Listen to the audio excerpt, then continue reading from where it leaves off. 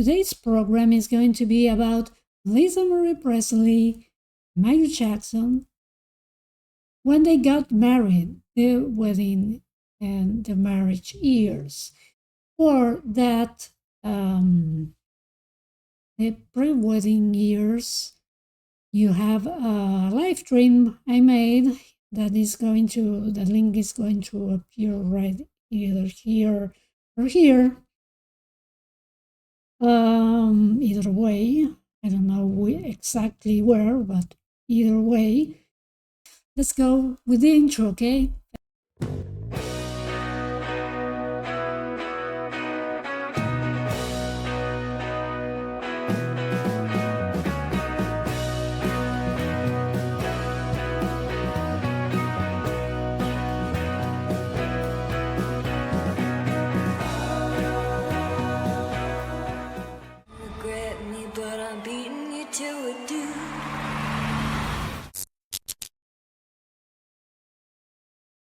All right, okay, we're back. Okay, so they met in 1992, November 1992, in the house of this plastic artist, this painter. And this painter who was Brett Livingstone Strong, and they met at his house. This is a picture of Lisa and Michael Jackson, okay? When they met with this guy, I can remember the name, Brett Livingstone Strong, an Australian artist that introduced Michael Jackson and Lisa Marie in November 1992. And then they started a friendship and blah, blah, blah. You can see all that story, how they were first friends, how Danny let Lisa meet with Michael and blah, blah, blah, until Michael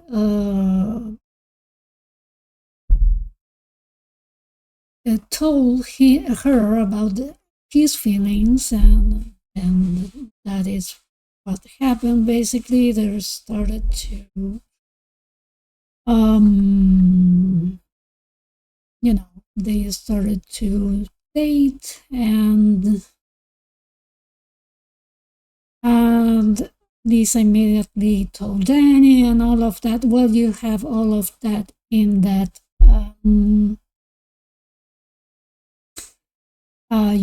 in the live streams.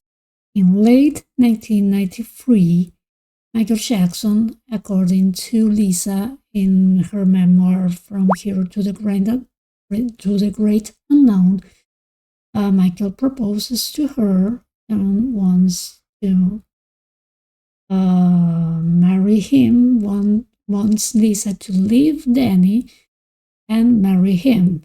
And we're going to hear some extract from this part of the from the memoir, from Lisa's memoir. Okay, so we're going to listen to that that part narrated by Julia Roberts. Okay. Banging on doors. I told Danny that I was just helping Michael, being his friend, and that he should leave us alone and go home. And that's what he did. The final night, Michael again invited me to his room. When I arrived, he said, "Don't look at me. I'm really nervous. I want to tell you something." And then he turned out the lights.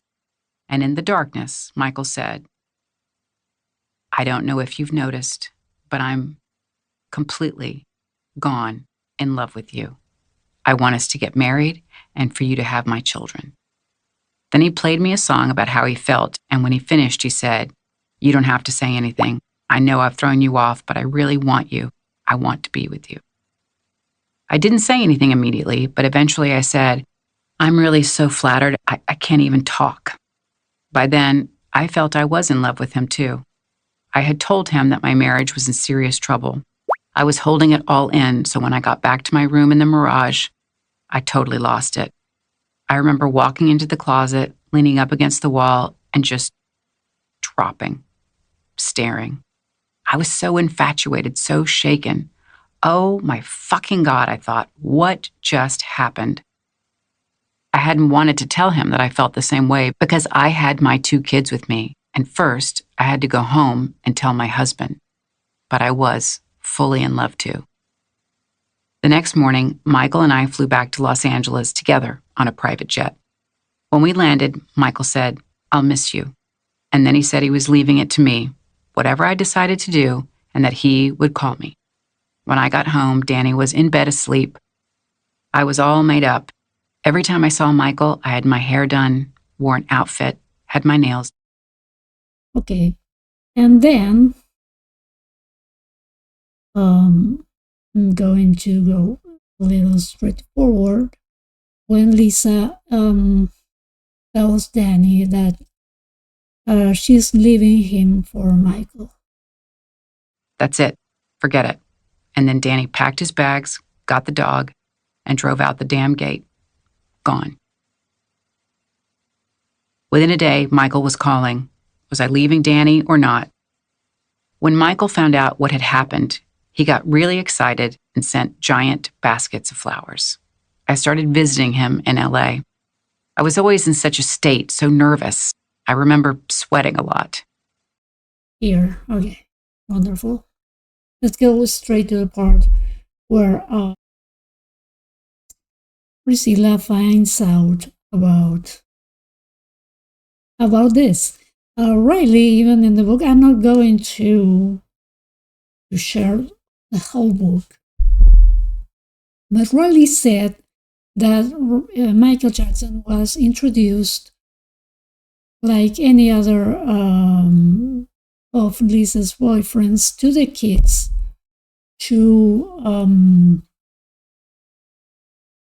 get to know them, to know these boyfriends, and she did the same with Michael. And the kids had the final, let's say, opinion about these partners because Lisa trusted their instincts about these guys.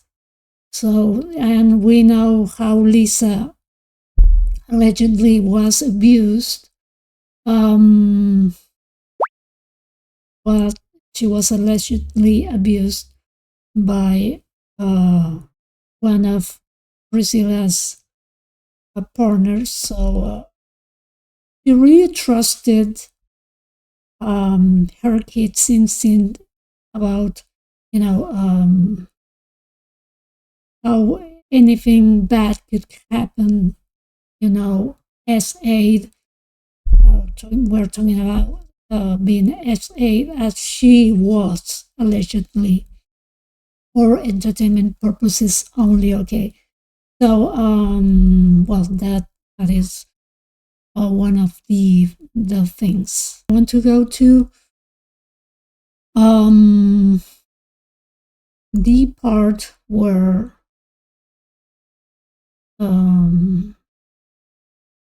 at my mom's Priscilla core. finds out. She wanted to fix him, and she felt he was misunderstood, a feeling she was very familiar with long before she would ever tell us that they were in a relationship. Paradoxically fell in love with Michael Jackson. Once Michael came into our lives, the fame grew exponentially. I don't think anyone fully anticipated the scale of it. My mother certainly didn't. She rarely thought about consequences. Michael and my mom got married in the Dominican Republic 20 days after her divorce from my father. She told Playboy magazine later that she didn't even tell her mom about it until Priscilla called her and said, "There are helicopters flying over my house driving me crazy. They're saying that you married Michael Jackson." We are going to listen to Priscilla and Lisa at the Oprah show telling how it all went when Priscilla found out about the marriage. The marriage between Lisa Marie and Michael Jackson. So we're going to watch that. And here it is. She went off and got married. No, I didn't even know she got married. I had someone tell me. Where were you? Tell me where you were the It was moment at you home. It found was out. like in the morning, and it came on the news. And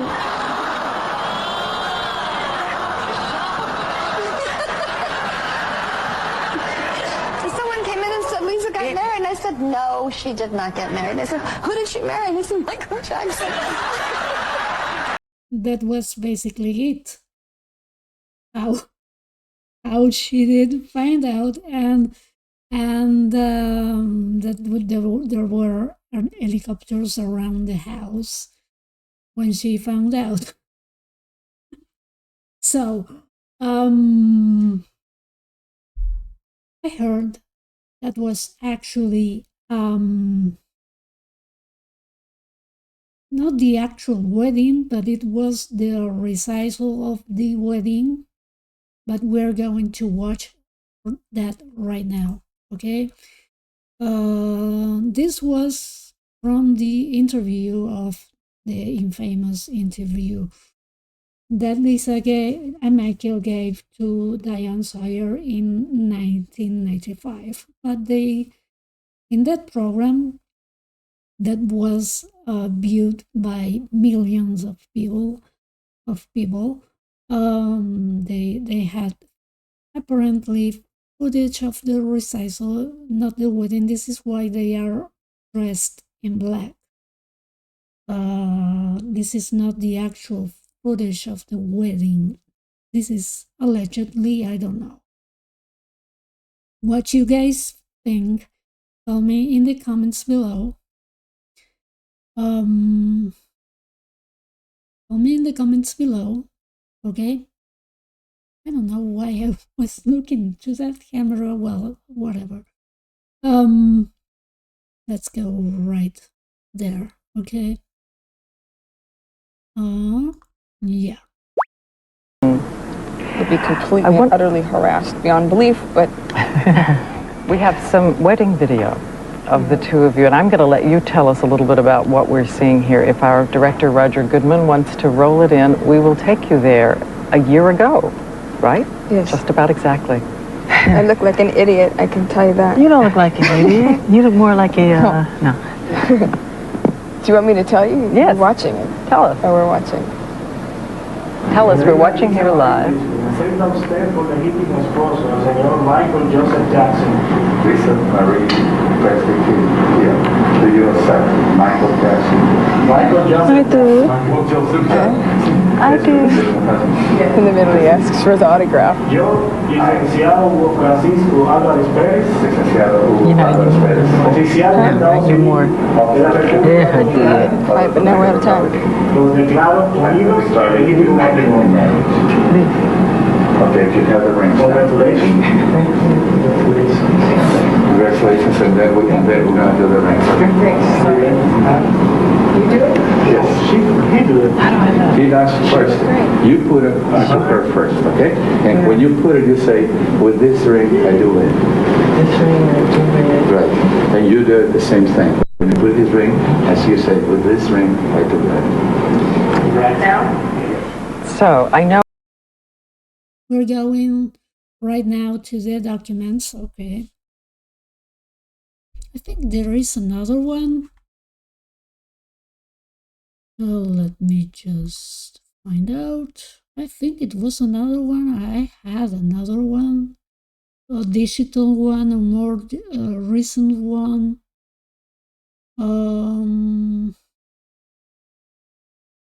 Is it Michael? No, it's not. Like, no, okay, that one is fine, I suppose, I guess. What is this? Oh, I have another one. So, is this another one? Oh, this one is from the, yeah. Let me show you guys. All right.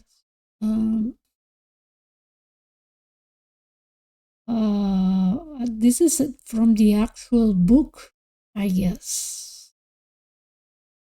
Let me just show it. Yeah, this is just from the Joseph Jackson, Catherine Jackson, yeah. Lisa Marie, the parents, Priscilla and Lala.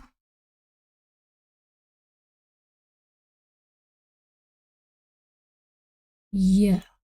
Michael Joseph Jackson, Lisa Marie Presley, BBB. I want to show you guys something that is really interesting. Is that the witnesses were I think it was Thomas Keel,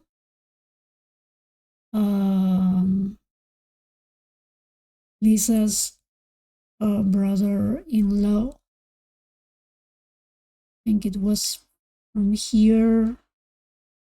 Yeah, the witnesses were, I think the name is Tom Keel and his wife.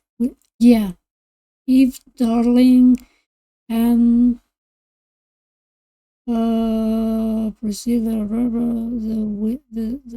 the witnesses. Well, it's in Spanish. The witnesses presentes los señores F. Darling, mayor de edad, an adult, blah blah. Yes, Thomas Keel. The witnesses were Thomas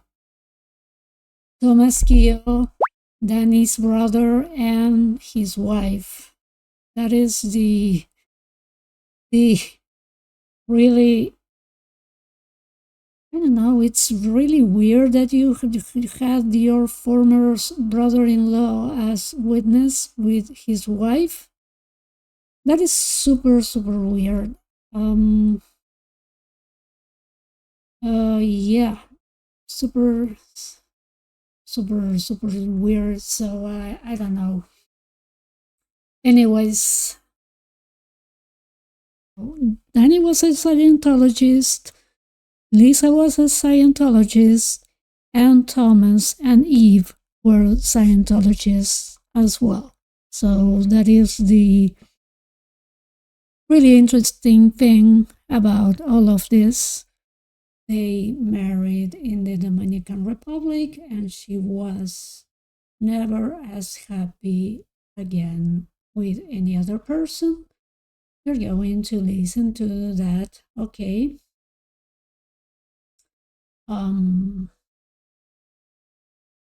I was actually so happy.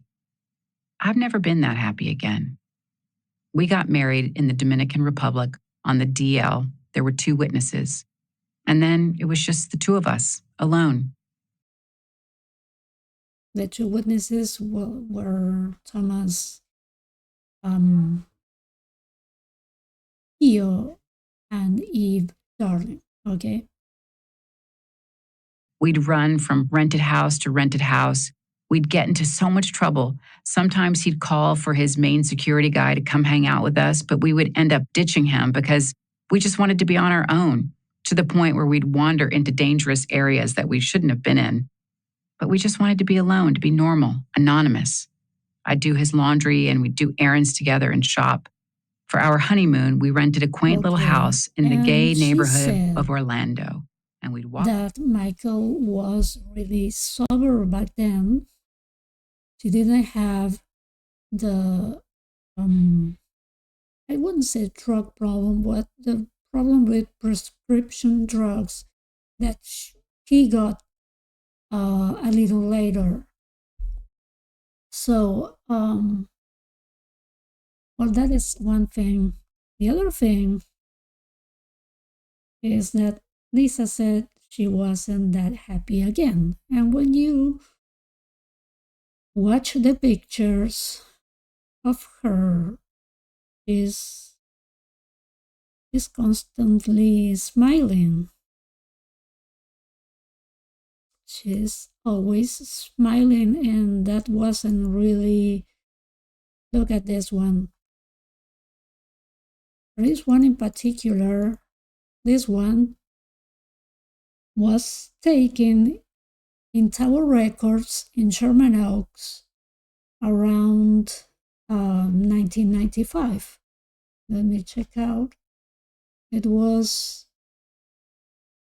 April 10th, 1995. They went to Tower Records in Sherman Oaks. They were completely anonymous. They went there around 11 p.m. when they were supposed to close, and they were very friendly. This is what the employees state, and they say they were both very humble and very approachable and very normal people. And the person that was driving both when they arrived and they left, it was Lisa. Lisa was driving the truck. They were without the bodyguards, and they were humble and really approachable, and the employees took many pictures of them together, and they act like normal people. So that is one thing. I want to just I want to just have a timeline about this, because Lisa stated she wasn't as happy as that again in her life. That Michael was very normal and seems like he didn't have this prescription drug problem he got later in their relationship.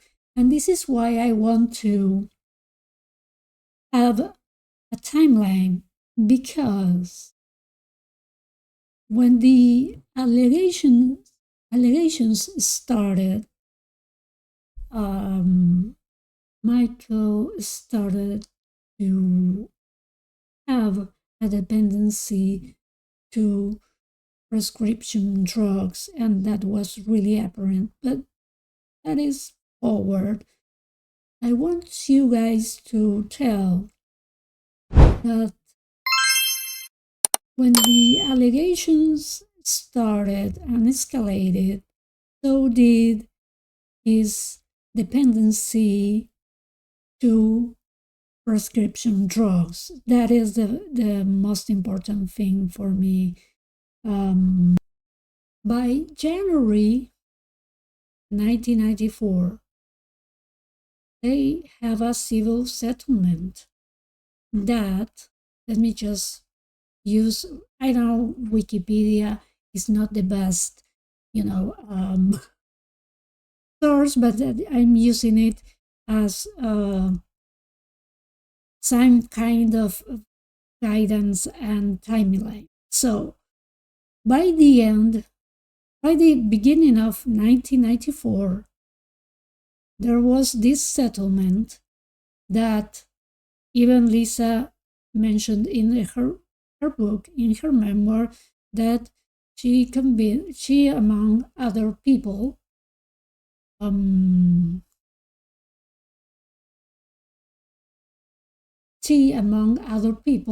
convinced Michael to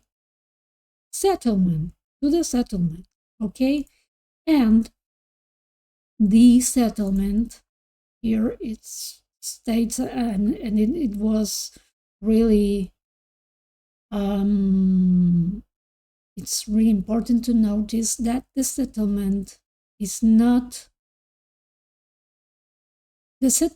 cannot be used as evidence of guilt in future civil and criminal cases. Lisa and the lawyer and Michael's lawyers convinced him to this civil settlement to continue with his life. And I'm going to exactly to that part in Lisa's memoir. This is what she states in the book.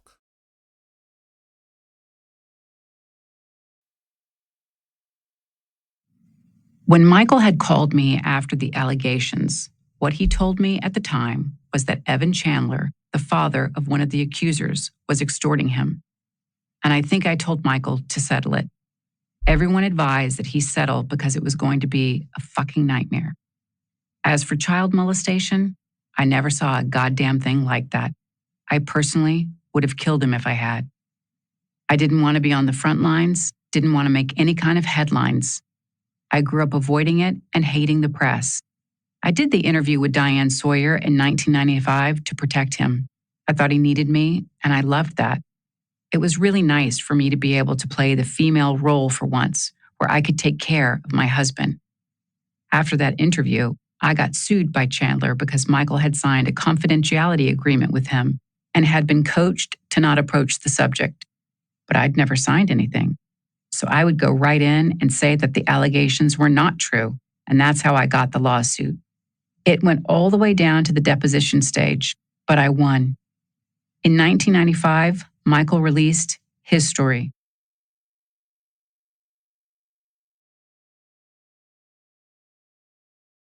All right, so this is what we get.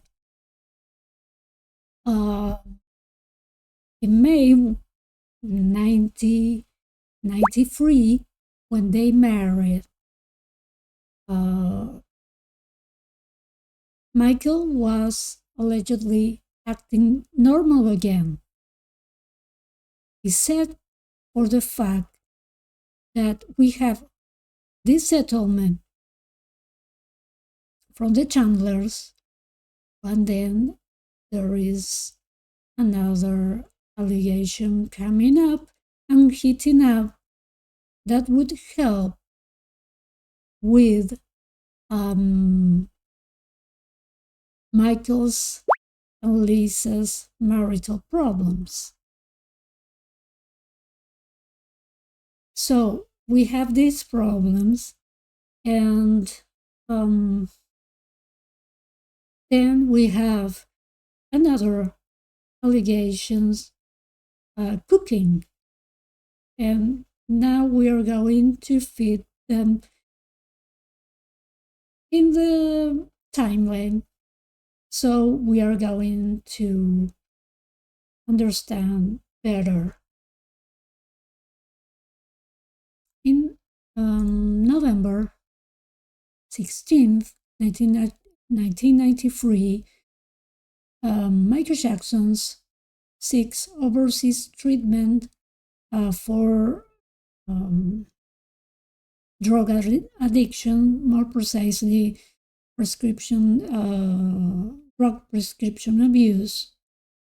And the article around that time from the Associated Press stated that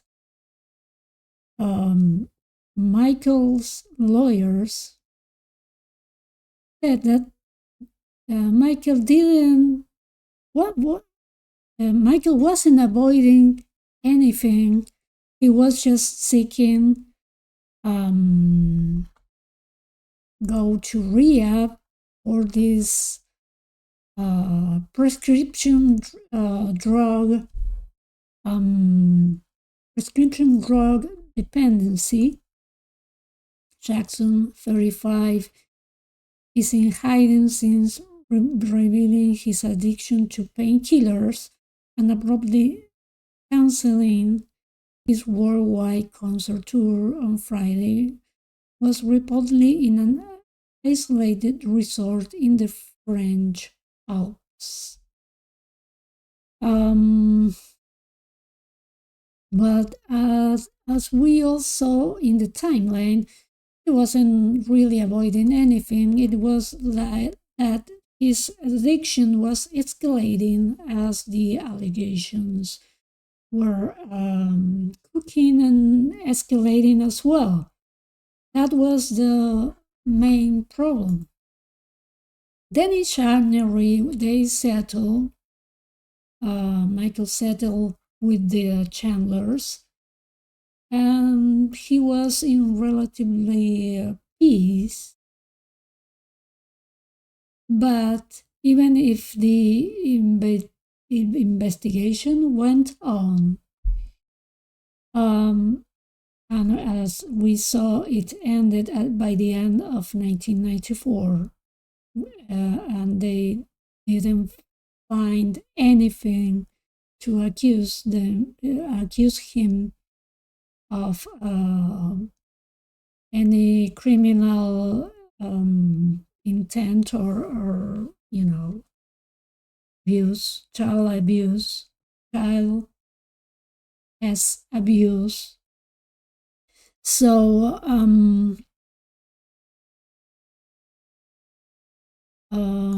well, that was it. So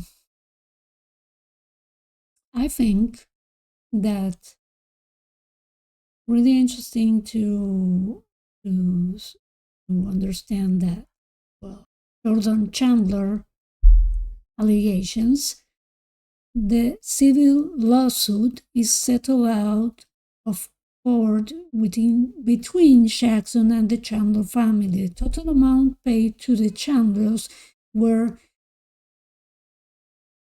$15,331,250. Well, just $50 million. So the amount shows that the Chandlers dropped the child molestation allegations from their complaint, with Jackson's settlement being filed over claims of negligence. It was later revealed that this settlement did not prevent the Chandlers from testifying in the criminal case.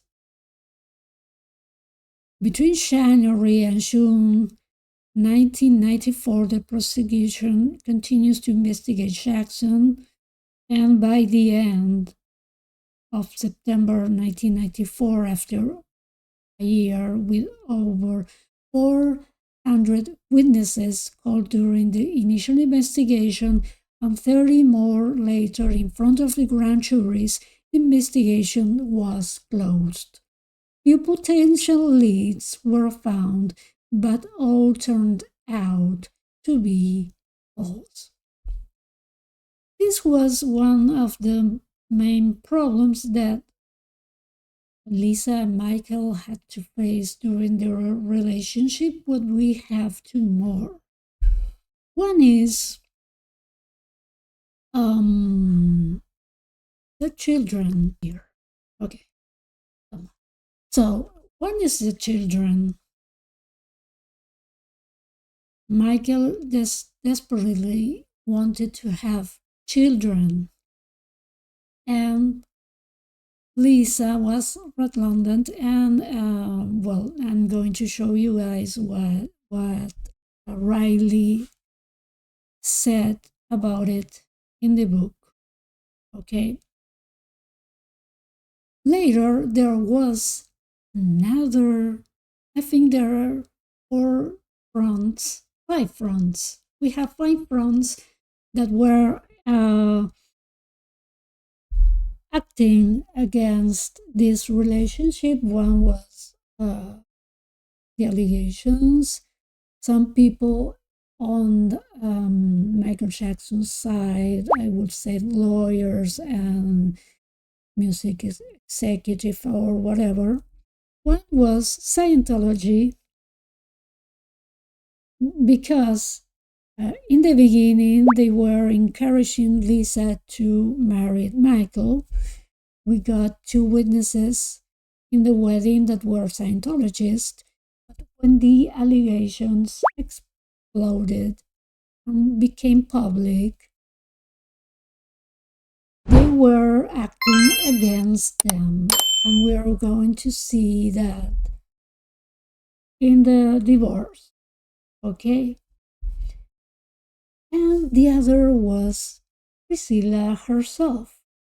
And this is quite interesting, and I'm going to show you guys that Priscilla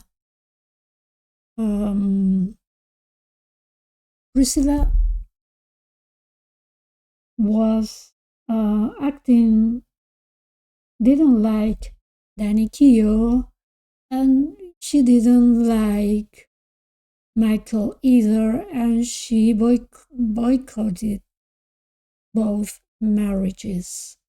She asked against the first two husbands, and I'm going to show you people from the Memphis book convention. When and I'm going to show you when Riley was there in Memphis presenting the memoir, and Priscilla showed up. She admitted to have boycotted both Lisa's first two marriages, and we are going to see that in a minute. Okay, we are back here. I have to retape this part because I have a problem with the sound. We're back. Okay. So we do know that Priscilla was sort of not telling the truth about this because she found out with the helicopters around the house. She didn't know that Lisa and Michael eloped or went to the Dominican Republic to get married. So let's just go straight to the point and listen to this. You already said it, I don't want to say it. Did you like Michael? I did. You did? I did. Did you? I was 6. Oh, you were 6? I had a great time. I bet. And she's telling all of this in front of Riley, who always said to like and love Michael, and in front of Nicole Richie, who was Michael Jackson's goddaughter. So this is so effing bizarre and so uncalled for, and so I don't know how to put it in the right to put the right word and say the right word, but this is so effing bizarre. So, yeah, I was not happy about it. I knew that it wouldn't last. And she said, we were walking in Hawaii at the beach. Lie, not the truth. It's a lie. Or, I don't know, whatever. On Hawaii. We were walking in Hawaii on the beach. And so we're talking, and she was saying, so what do you think? We're getting married, Michael and I. And I said, you're what? And she said, we're getting married. And I said, Lisa, you need more time with him. You haven't had enough time. You rarely see him as it is. So she goes, no, Mom, we're in love. I want to marry him. Well, obviously they did. And sure enough, when they got married, she hardly saw him. She called me up and said, Mom, I have no idea where Michael is. I can't reach him.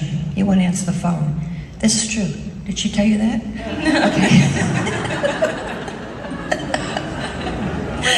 We're all learning a lot together. So, this woman. We know the truth. We know that it wasn't like that in the beginning. It was just in the end. And Priscilla wasn't much into that relationship at this point. So, I don't know. I choose to not not believe all, but I think this is quite stretched, and we know that Priscilla didn't like Michael, and Michael didn't like Priscilla in a way. Such an intrusive woman, and he and she was boycotting the relationship. So whatever. Yeah, so anyway, Lisa did find out, the fact that she couldn't find him, the fact that, he was a lot different than, who she expected him to be, and called me up one day and said, Mom, you were right. I really want to get a divorce. And so I didn't want to rub it in, so I said, well, okay, do what you need to do. Yes! She celebrated the divorce in front of them. Well, so effing bizarre and so uncalled for. So that was number 2 we got rid of. So. Number 2. That was number 2 she got rid of. Number 1 was Danny Keogh, Riley's father. Oh, this woman is something else. What other boyfriends do you not like? This is so insane. This article is from Tony Ortega's website, The Underground Bunker, and here Lisa states, I was in love with Michael, believe it or not. I didn't want to leave him. He was in trouble and I wanted to help him. And they made sure that I left him. Lisa told me, perhaps sensing that I, like many others, has assumed her 1994 marriage to pop star Michael Jackson was some sort of put on. She said that her affection for him was very real, but that Scientology has its own interest in the union. It had long wanted to bring in Jackson, who had a Jehovah's Witness background, but then they realized that he was getting too much bad press. She denied ever seeing anything like what Jackson was accused of that would result 10 years later in a trial for child molestation. Fucking around with little boys? Do you think I'll be with someone if I witnessed that? She said. In a 203 Rolling Stone interview, Lisa described some of the things that were driving a wedge into the marriage. That, for example, she hadn't seen Michael in a month as he prepared for the 1995 MTV Video Music Awards. She said that Scientology was intimately involved in the split. I was in love with Michael. I wanted to help him, she said. But there was always a Scientology presence wherever they went. There was always someone here, even when we did the ABC primetime interview.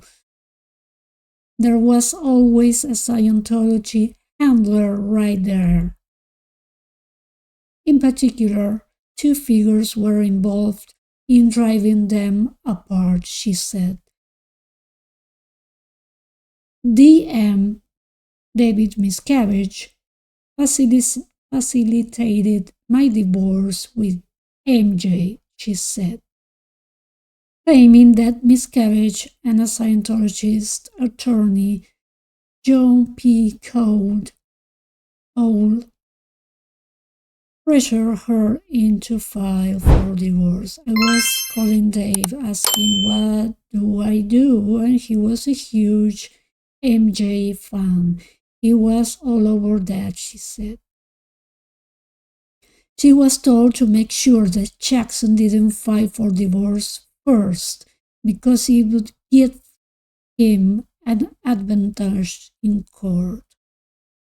Well, I think that it was... I don't think that was a real problem, because it wasn't... it wasn't to affect the divorce proceedings either way. One morning I got a call from John Cole, and he said, Michael is going to make a move, he's going to file. So I filed. She explained that she felt pressured to be the first to file for divorce, but then regretted. John P. Cole is not only a well-known Scientologist attorney, he made a name for himself suing tobacco companies, blah, blah, blah, blah. Lisa mentioned that she thought it was unusual that a TV journalist would be a Scientologist. When founder Ron Howard, whatever his name is, had such disdain for the media, but she said that Miscavige told her that Van Susteren helped Scientology for Fox News, blah, blah, blah. So,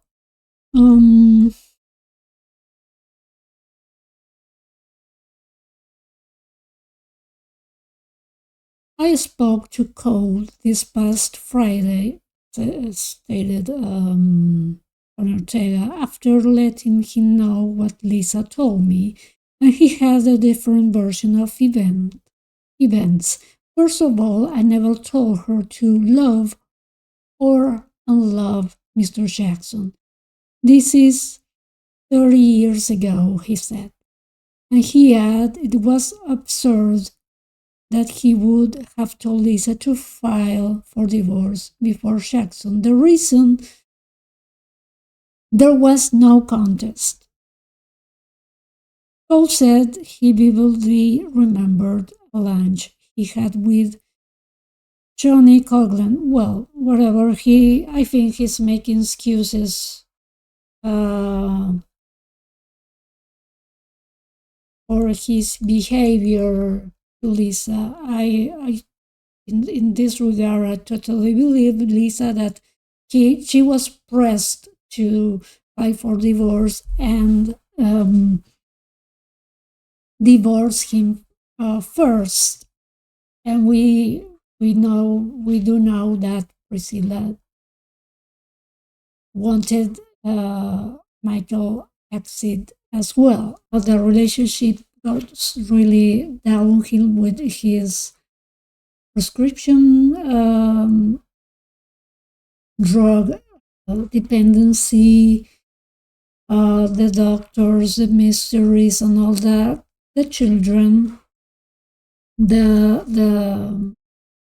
children that Michael wanted to have with Lisa, and Lisa was reclaimed because of all of this strange behavior. The people talking to her ear, people talking to his ear, and kind of plotting to tear them apart. This is what I think, for entertainment purposes only.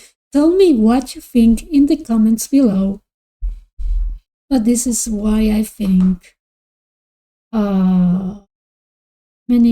there were many people plotting to tear them apart. And then Debbie Road, I think she had for reasons as well. So by the end of 1995, everything was tearing apart. And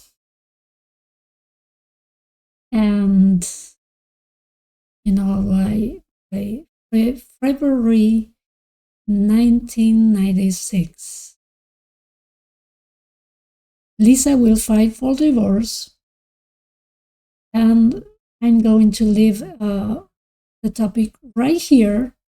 I'm going to talk about the divorce and the aftermath and the post-marriage years, which are as interesting as this. And I'm going to share 2 events that are going to mark the downhill in this relationship. One is Diane Sawyer's, interview, and then the MTV Music Awards, where Lisa appears for not finding Michael Jackson for about 6 weeks.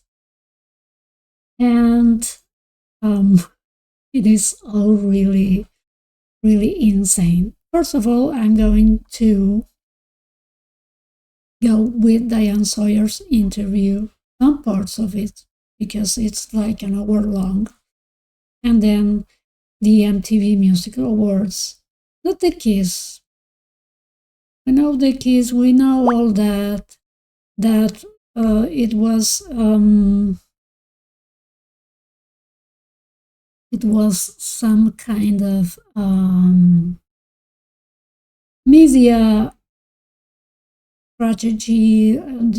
It was his manager, Michael's manager, who came with the idea, and Lisa didn't want to do it at all, and all of that. But that is pretty well known, and I don't want to go to that. I want to go to Diane Sawyer's interview, the MTVs of 1995. So here we go. So we know that even Chandler sued Lisa. We know that from her memoir, because Michael, MJ, had a confidentiality settlement agreement from actually the settlement, but Lisa didn't, and she could talk about the allegations while Michael couldn't. And she did, and she got sued by Evan Chandler, allegedly. So let's go to this part of the interview, the Diane Sawyer interview, please. I think I want to begin by making sure that the terms are clear. You have said that you would never harm a child. I want to be specific as I can. Did you ever, as this young boy said you did you ever sexually engage, fondle, have sexual contact with this child or any other child? Never, ever. I could never harm a child or anyone. It's not in my heart. It's not who I am. And it's not what I'm not even interested in that. And what do you think should be done to someone who does that? To someone who does that, what I think it should be done, gee, I think they need help in some kind of way, you know? How about the police photographs, though? How was there enough information from this boy about those kinds of things? The police photographs that they took of me. Yes. There was nothing that matched me to those charges. There was nothing. There was nothing that concurred. That's why I'm sitting here talking to you today. There was not one iota of information that was found that could connect me. So when we've heard that there was a marking nothing of some kind. No markings. No markings. No. Why did you Why am I still here then? You're not going to ask me about that, are you? Sorry, about the markings. You can volunteer. No, I'm just, the point is that when that finally got concluded that there was no matchup, then it was printed this big, as opposed to how big it was, what the matchup was supposed to be. It didn't And work. It isn't so. The Why whole did you thing is a settle the lie. case then? Why did you settle the case? And it looks to everyone as if you paid a huge amount of money. Most of that's to get folklore. silence. I talked to my lawyers and I said, can you guarantee me that justice will prevail? And they said, Michael, we cannot guarantee you that a judge or a jury will do anything. And with that, I was like catatonic. I was outraged. How much money Totally was it? outraged. So what I said, I have got to do something to get out from under this nightmare. And we do know that Lisa tried to convince Michael as well to settle in the case. But let's just move on to the end of this interview, where they are talking about, I think they talk about Scientology. Let me just... Issue for you, and you talked with Oprah about it. But they talk about, let me just go there.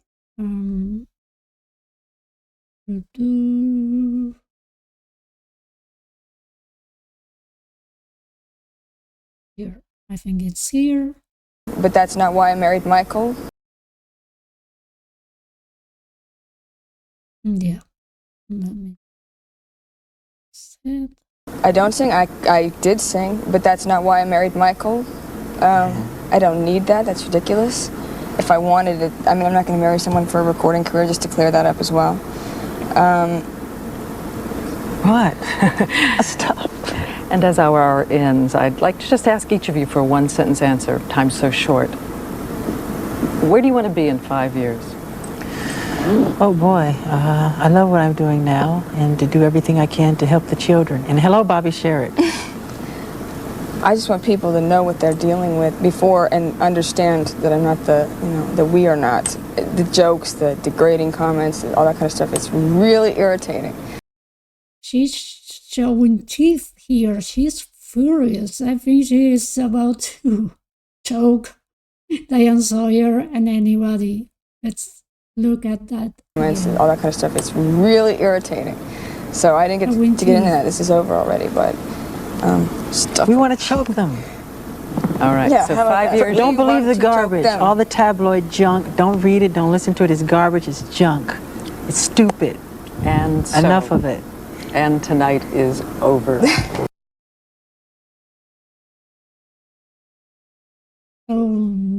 There we go. This is it. I think that Lisa really did her best to defend him, and she states this in the memoir. Okay, this footage is from the 1995 MTV Music Awards, when MJ was missing in action. About Lisa couldn't see him or talk to him in about 6 weeks. I think it was alleged that he was in Paris. I don't know exactly. So, well, this is basically when they met after 6 weeks. So let's just go and watch it, okay?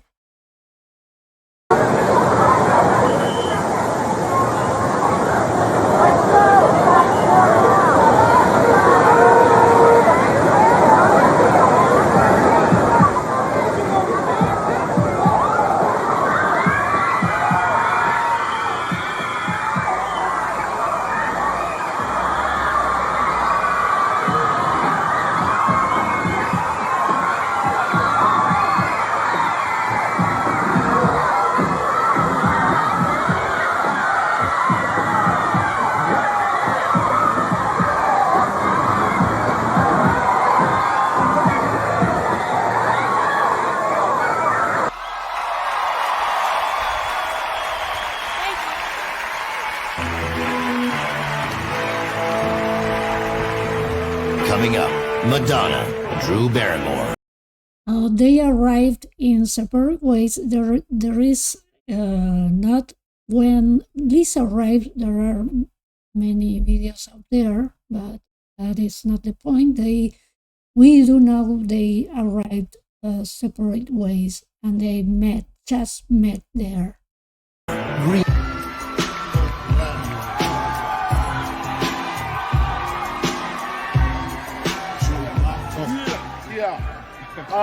We up here to present the award for the best dance video. That's right, but most people at home are wondering, how do you find the best dance video? Personally, I think it's the one to make you bob your head. Let me just move forward here. I don't know, man. And the winner is Michael Jackson.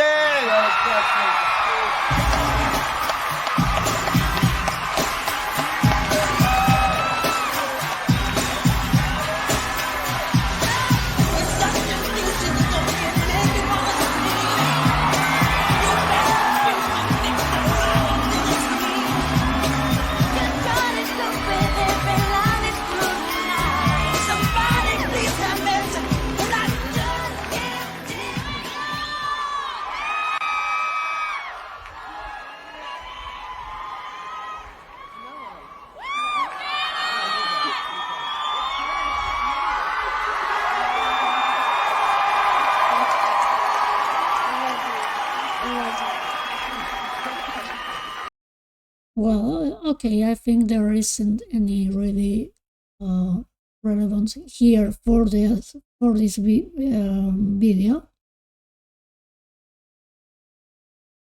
No. Oh, here at the end, I guess. Let me just check it out. Mark Romanek, all the choreographers, I love you all in the public. MTV, Sony, everybody, bye. And I'm going to share the performance just in a few.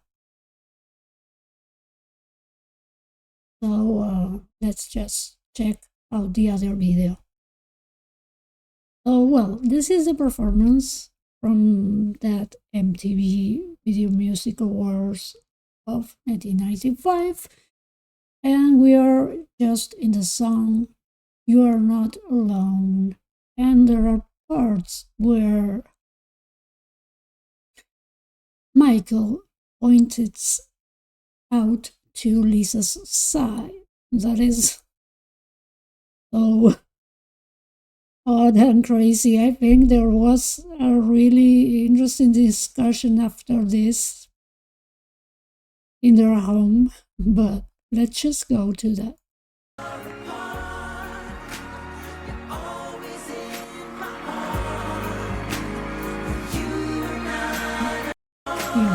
Here.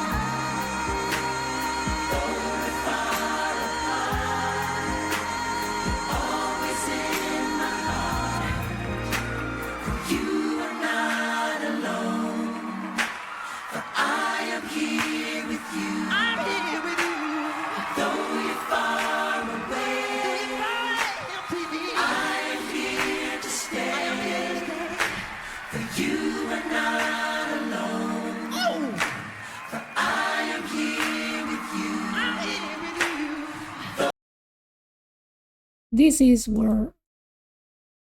where Lisa is. I don't know if you can watch the the cursor here, I have Lisa is on the left side. She's on the left side of the stage.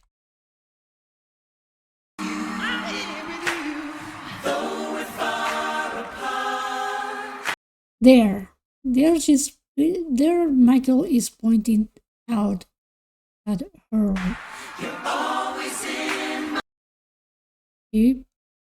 Michael point out to her way. Let's watch again.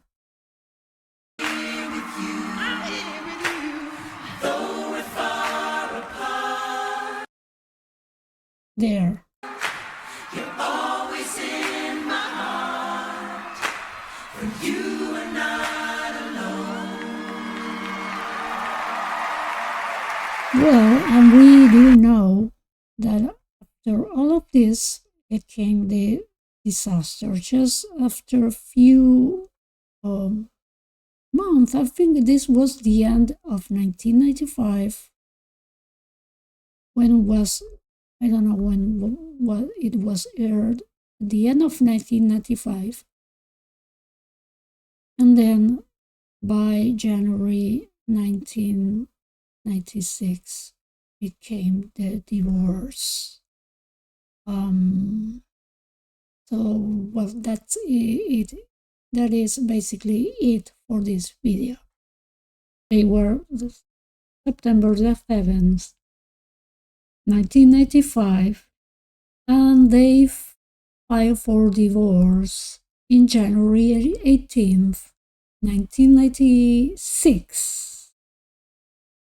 And the divorce was finalized officially on August 20th, 1996. So we're going to leave this program right here, and I'm going to have another one with the divorce files and the post-marriage years that are quite as interesting as these ones. So, if you have any comments, you have the comment section below here. Any opinions, comments, corrections, whatever. If you have liked the content, please like on the like button, subscribe. You can support the channel by PayPal, by my PayPal account. You can buy me a coffee, super thank yous, whatever. They are really, I really appreciate any support. So thank you so much for tuning in. I hope to see you guys very soon. Bye bye.